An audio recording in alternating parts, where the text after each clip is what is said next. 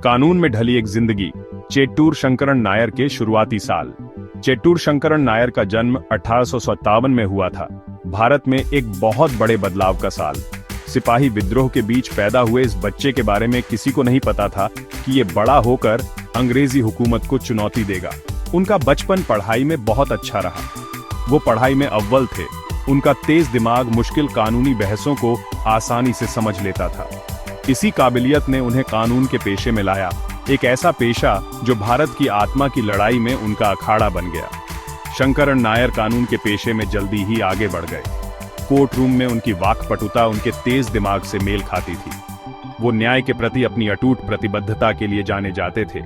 अपने साथी भारतीयों के अधिकारों की रक्षा पूरे जोश से करते थे। उनकी कानूनी कुशलता ने उन्हें दक्षिण भारत की सबसे ऊंची अदालत मद्रास उच्च न्यायालय तक पहुंचाया। बदलाव की यही ख्वाहिश, भारत की तकदीर बदलने का यही मौका उन्हें राजनीति के क्षेत्र में ले आया। अमृतसर का साया जलियांवाला बाग हत्याकांड का शंकरन नायर ने सामना किया। साल 1919। जलियांवाला बाग हत्याकांड ने पूरे देश को हिलाकर रख दिया। उस मनहूस दिन एक शांतिपूर्ण सभा एक अकल्पनीय भयावह दृश्य में बदल गई जब ब्रिटिश सैनिकों ने निहत्थे नागरिकों पर गोलियां चला दी। इस अत्याचार की खबर शंकरन नायर तक पहुंची, जो उस समय वायसराय की कार्यकारी परिषद के सदस्य थे। इस क्रूरता ने उन्हें गुस्से से भर दिया। वो इस हत्याकांड के मुखर आलोचक बन गए। ब्रिटिश सरकार की कार्रवाइयों की निंदा की। उन्होंने जवाबदेही की मांग की, पीड़ितों और उनके परिवारों के लिए न्याय की मांग की। शंकरन नायर ने चुप रहने से इनकार कर दिया, अपने देशवासियों के खून की आवाज बन गए। सत्ता की कुर्सी छोड़ दी सिद्धांतों पर शंकरन नायर का इस्तीफा। जलियांवाला बाग हत्याकांड शंकरन नायर के लिए एक अहम मोड़ था। अब वो अपने लोगों के खिलाफ इस तरह की हिंसा को माफ करने वाली सरकार का हिस्सा नहीं बन सकते थे। उन्होंने वायसराय की कार्यकारी परिषद से अपना इस्तीफा लिखा, जो ब्रिटिश शासन के खिलाफ एक जबरदस्त इल्जाम था।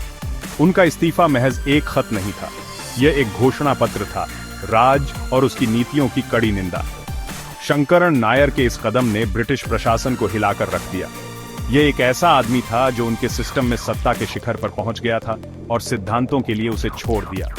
उनका इस्तीफा विरोध का एक शक्तिशाली प्रतीक था, न्याय और अपने लोगों के प्रति उनकी अटूट प्रतिबद्धता का प्रमाण।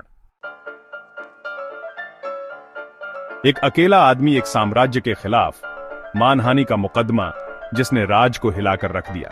शंकरन नायर की बगावत उनके इस्तीफे के साथ खत्म नहीं हुई। उन्होंने भारत के राज्य सचिव और उस रिपोर्ट के लेखकों के खिलाफ मानहानि का मुकदमा दायर किया, जिसमें जलियांवाला बाग नरसंहार के बाद की घटनाओं में उनकी भूमिका को गलत तरीके से पेश किया गया था। यह एक साहसिक कदम था। ब्रिटिश सरकार को उनकी ही अदालतों में, उनके ही मैदान में चुनौती देना बेजोड़ साहस का काम था। यह मुकदमा एक ऐसा तमाशा था जिसने भारत और ब्रिटेन दोनों का ध्यान खींचा।